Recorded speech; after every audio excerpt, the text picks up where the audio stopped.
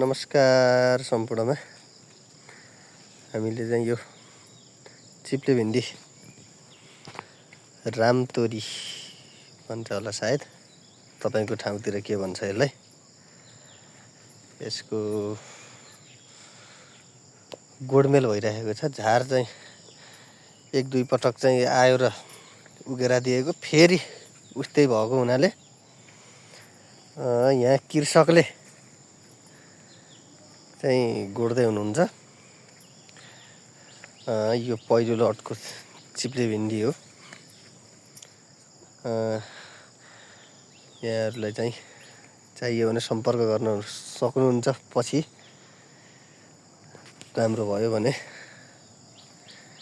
र यो अर्को लटको यो सानो छ, यो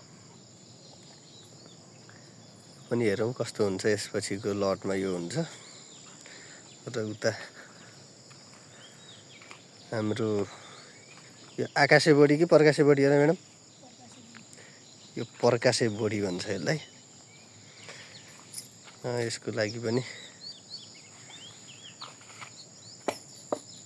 यो भयो।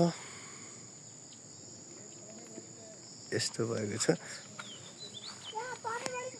यो मकैहरू।